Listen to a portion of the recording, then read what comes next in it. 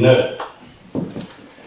You know, there was a mother who wanted to teach her daughter a moral lesson, and so on the way to church, she gave her daughter $1, and she gave her a quarter. And she said, I want you to give today, put in the collection plate, whatever you feel led to do. And the little girl took both, and when the plate came around, she put in. And after church, on the way home, the mother said, well, what did you decide? What did you decide today? What did you give today? And the girl said, well, Mom, you know, I really wanted to put the $1 in. And I was about to put it in. And I remembered the words that the preacher said. When he read, he said, God loves a cheerful giver. And I thought about how much more cheerful I would be if I kept that $1 and gave that quarter. And that's what I did, Mom. How many of us are like that? Those hard decisions we got to make about giving. $1, $5, $20. Do I write a check? Do I put my whole wallet in there? What do I do? Do I tithe? What is tithe? Is that 10% of gross or net? What exactly are we talking about? Well, I know for most preachers, giving a sermon on giving is one of the toughest things you ever have to do. Because at this point, I can already see half of y'all are glazed up. You're already starting to shut down. It's giving. It's giving today. Why did I pick today to come? Today, giving. When you preach about hell or heaven or something I want to hear about. Why do we have to preach about money? It's one. I see people shut down. I feel like, you know, FDR was a very charismatic leader, but he had a ton of reception lines that he sat through, and he said, you know, he said people don't even hear what I say when they come through those lines. It's just going through the motions. And he said, you know, so one day he decided to do a little experiment. And as the people came through, each person came through and shook his hand, he said, I killed my grandmother this morning. As they came through, and then he said, well, congratulations. We're so proud of you. You're doing good work. I killed my grandmother. Excellent. And he went all the way through the line, and nobody said anything. And finally, the last person in line was the ambassador from Bolivia. And he came through, he said, I killed my grandmother this morning. And he shook his head, he said, I'm sure she deserved it, sir. I mean, when we come to preaching sermons on giving, people shut down. Kind of like that. They don't hear what you have to say. Now, I'm going to ask you for your patience today. I'm going to try not to bore you. I'm going to try to give you a few facts I read this week that I didn't know that I thought kind of interesting. I'm going to try to tell you a few stories and kind of put things in perspective for you about giving. So hopefully this will be a different approach. It won't put you to sleep. If you feel like you have to sleep, please don't snore. That's all I ask. I know we all need rest. All right. But a couple things I found out this week. Did you know, according to what I've read now, I can go check this out if there's more, that in Matthew, Mark, and Luke, that 1 out of every 6 verses has to deal with money. 29 parables are in those scriptures. 16 of them deal with money. Did you know that most churchgoers give between 1.5% and 2.5% of their income to the work of God? That's kind of interesting, isn't it? What happened to 10? One's got a similar number in it, right? But what happened to that? And I'm not here to tell you what to give. So let me go ahead and just say that right now. So you put your defenses down. I'm not here to tell you how much you need to give. I'm not here to tell you how often to give. I'm here to just try to explain some things to you about why it's important that we give. Okay? So I'm not here to tell you what to write your check for or not write your check for. I have no idea how much money this church has or doesn't have. I just know, very basic. Don't need to know. I just trust God's going to take care of it.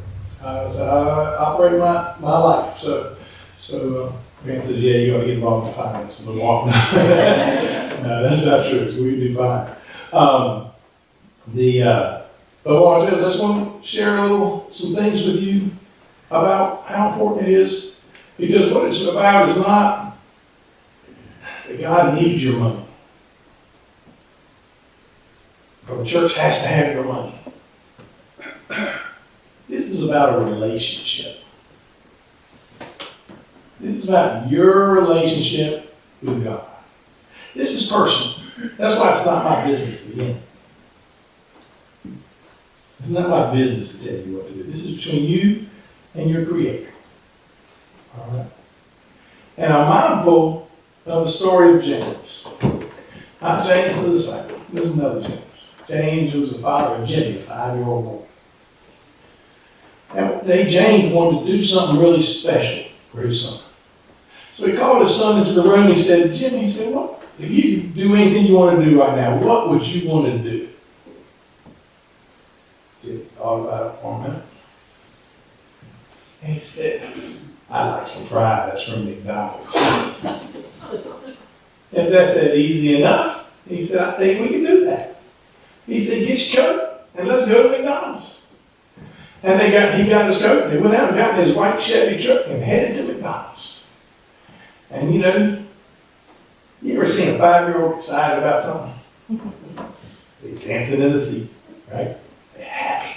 McDonald's. They all excited. Jimmy was excited. He was going to get some fries. And they got to McDonald's and they walked up to the line and Jimmy's dad looked at him and he said, I'd like an order of fries. He said, and supersize it. Supersize. You know what I'm saying? The big ones. And so Jimmy was excited. Right? Yes, he should be. And they got the fries and they went to the table and they sat down. And Jimmy started eating them fries. You could just see the delight on his face. He was enjoying some fries like nobody's business. And his dad just sat there and watched him and saw how much he was enjoying it. And he reached in to get him a fry. And what did Jimmy do? These are my fries. These fries aren't for you. These are for me. And his dad was kind of taken aback, and he leaned back and he's like, he said, doesn't he realize I bought him them fries? Wasn't he just with me at the counter when I said, supersize it? Wasn't he there when I took out my wallet and provided for him these French fries? Doesn't he realize I am the source of his fries? Doesn't he realize that?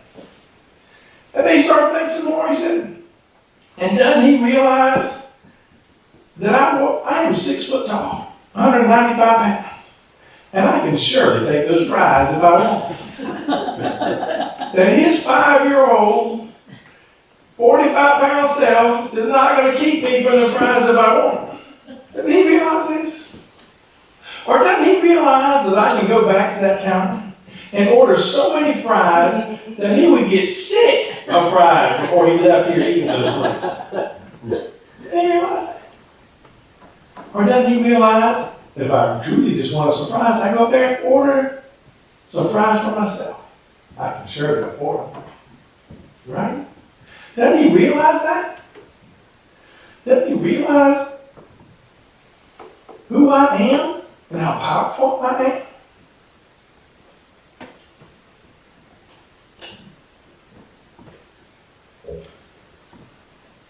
And as he thought, he said, those 2 fries or 3 fries aren't really going to make a big difference in my life, nutritionally.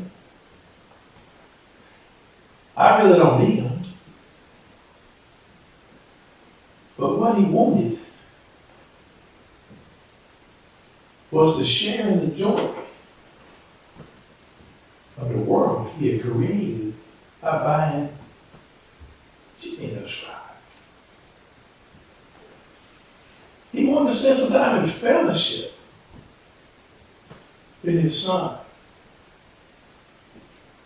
who he had provided his blessing. His blessing.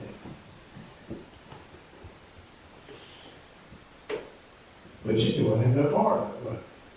Those were his cries. We ain't like that sometimes. You know, we established last week, we talked about God blesses each and every one of us, right? Anybody here not feeling blessed in some way, shape, or form?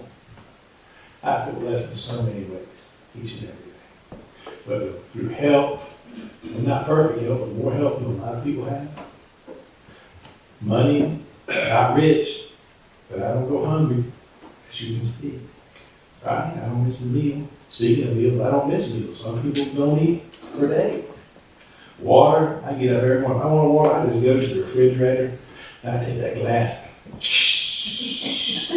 Nice and cold already and everything. Some people have to walk a mile, 2 miles to get some water. I'm blessed. You blessed? We already established financially, if you have money in the bank, or even if you have money on your dresser and change in a container, you're richer than 90% of the world.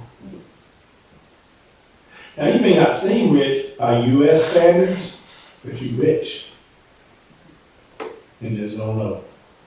But don't we do that sometimes when God reaches in there to get a little bit more money, wants us to share our money with somebody? No. Mine. Don't we do that? Are we guilty sometimes? Yeah, like we earned it. Like our blessings come from us. I bless myself. You know, I can't bless myself. I can't even bless you. Not really. I can bless you with God's things He's given me. Because you know what? Everything you have is on loan. You don't own anything.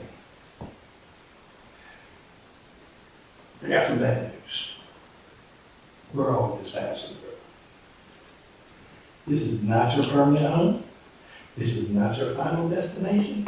This is not where you're going to end up.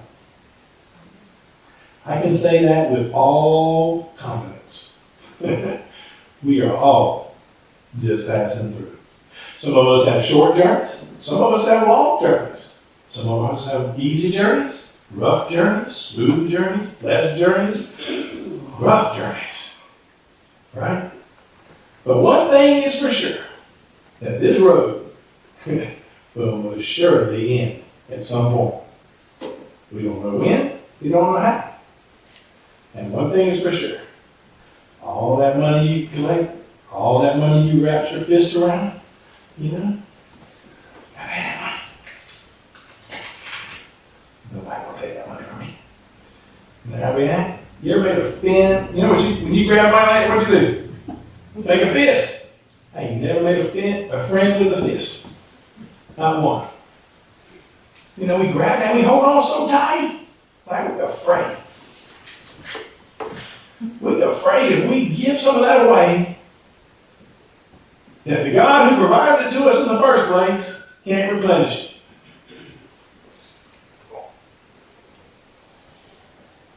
That's silly. I'm going to tell you what, that's a joke. If He provided it once, He can provide it again. Right? Don't put your God in a box. Do you think He's that weak? You think He can bless you one day and then the next day not? You think He's going to get mad because you took your donuts and you shared them with somebody? Or your fries? Or your money? That you used what He'd given you to bless somebody? He can be angry about that and not see that you have enough. I get it now. I get it. Fear. Fear is what keeps you from giving.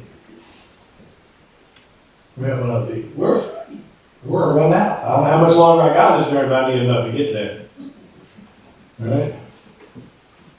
God will make sure you have enough money. He will make sure. I can tell you what, when I took this job, I had to step down to His cutting pay. And that took me to step out on faith. Say, okay, I believe that God will take care of me. And it wasn't about the money. Yeah, but everybody's got needs. We all have lives we have to live, correct? And I did.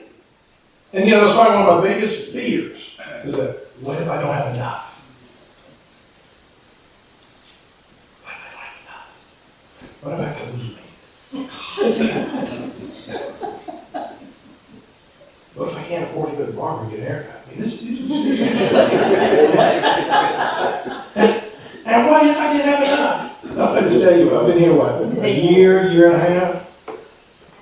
I think I've put on weight. I haven't missed a haircut. I can tell you that. I haven't missed a meal. I haven't missed a thing. We are better off than we've ever been. Because I believe God will take care of it. That He would handle it. And He would certainly has. He's blessed me beyond my wildest dream. I'm not rich. There's no Jaguar parked out front. I don't live in a mansion.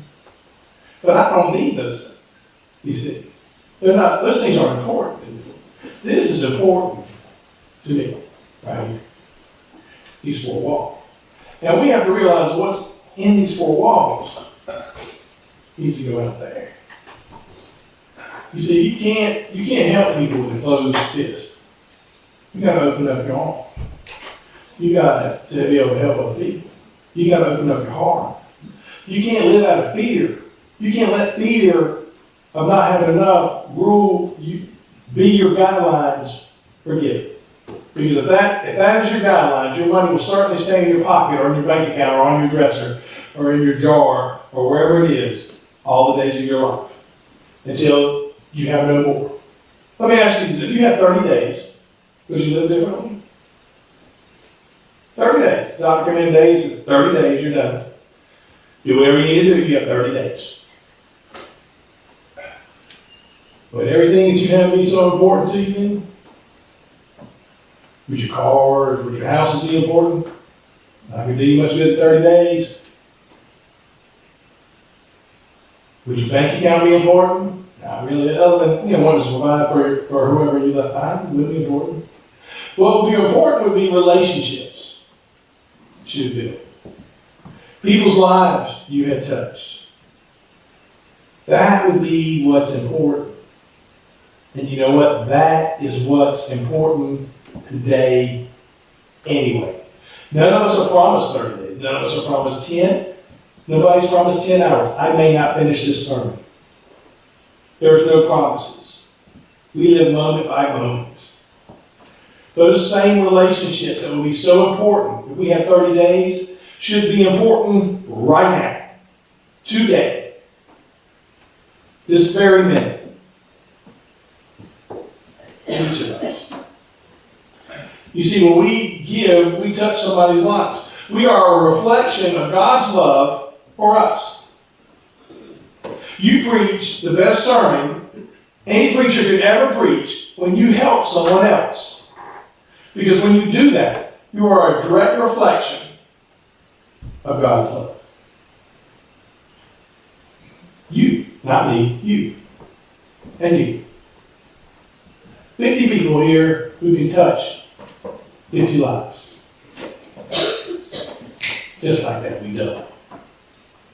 Amen? Amen. I'm reminded of a story of Reverend Ramsey, who told the story of this lady at his church used to always cut him a fresh flower for a boutonniere every Sunday. And he appreciated it. It added a little flair to his outfit. And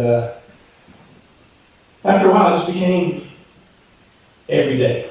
It was one of those things that he kind of expected. It didn't really mean much to him. It was just a flower he wore during church. Until one Sunday after church, a little boy came up to him and said, shaking hands with him at the back of the church, and said, "What are you going to do with that flower?" He was like, "What flower is that?" Oh, this flower. He said, "Well, you can have it." He said, "You want it? You can have it." He said, and he took it off and started to give it to him. And he said, "What do you want it for?" He said, "Well, I live with my grandma." He said, "My parents got divorced several years back. And at first I lived with my mom. And she got me married and told me I had to go. And sent me to live with my father. And I stayed with my dad a while. And, you know, I guess it was just too much for him. He couldn't handle me. So he sent me to live with my grandmother. I call her grandma. He said, I just want to take her that flower to show her my appreciation. Because she makes my day so special every day. She cooks for me, and cares for me, and loves me. And I just want to say thank you.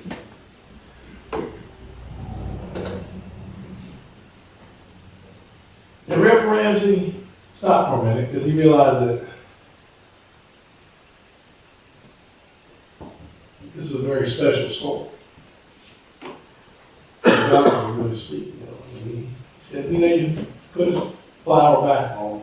He said, you can't have this flower. He said, but you see them flowers up there on the altar? That big bouquet of flowers? He said, families from throughout the church bring flowers every week and they put them up here for us to enjoy during our worship service. He said, you take those flowers. He said, it's one flower. This isn't enough. You know, that boy looked at him, a big smile came on his face. And he said, you know, this is wonderful. He said, I asked for one flower, and God has given me a bouquet. That's an attitude of gratitude. That's somebody truly thankful for the little things in life. You know, God's blessed us. Each one in a different way. In so many ways. More than I ever deserve to be blessed, I can tell you that. And what I want to encourage you to do is a couple things. First off, when God asks you to share, when He lays something on your heart, when He says, you know, you need to give that person $10 or a nickel or a dollar, or whatever He lays on your heart, it's between you and God. Don't do that. Don't say, no, this is mine. Don't be selfish. Because you don't own it. It's all owned to you. And you have to have that mindset. God has been gracious enough to loan you some things to bless other people. That's the mindset we need to have. We're coming into the holiday season. There is a lot of need out there, folks. Maybe you're in need. I don't know. There is a lot of need. In a lot of different ways. I encourage you, don't put your hand up. Don't say no. Don't say this is mine. Mine is so selfish. Mine is one of the most selfish words of, you know, just a little side note. Sorry. I look on the internet, and the word of the year this year is selfie. Did you see that? Do y'all know what a selfie is? Some of you do. You know what a selfie is? You know what a selfie is? This is a selfie. A selfie is when somebody takes their cell phone and takes a picture of themselves and sends it to you. That's a selfie. That's what we've turned to. Let me show you history in the making. This is the first church selfie.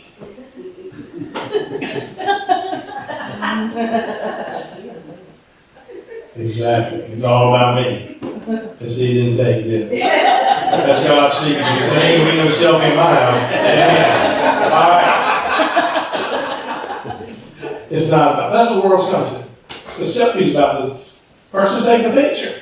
They take a picture of themselves and send it to you. The other day, my daughters blew up my phone. They sent me 20-some texts, and I wasn't answering because I had a cold, and I taken a cold medicine. I was laying there, didn't hear the phone ring. And Pam told me that they had been called. They had sent me 15 selfies of different poses. They were just playing, they didn't know I was sitting. And they're just like, why aren't you answering the phone? So I closed my eyes, I took a selfie of myself sleeping and sent it back to him and said, because I'm sleeping, leave me alone. But the thing I'm trying to say is this: we don't need to be about self. We need to take our eyes off ourselves and put our eyes on the world. You know, last year, you remember that we're here, we had a thing. It said, as you go through life, make it your goal. What was it? Keep your eye on the donut and not the hole. Right? Y'all remember that? Had a campaign. But I got a new challenge for you this year. Changed it a little bit. I'm going to change it up for the next few weeks here. Get our minds right. It says you go through life, make it your goal. Keep your eye on the donut, but also on the hole. Because as you look at the hole, this is what I want you to think of. There are people whose lives out there are incomplete. That are missing something. That are missing a relationship with Jesus Christ. That thing that completes us. That thing that makes us whole. And you, my friends,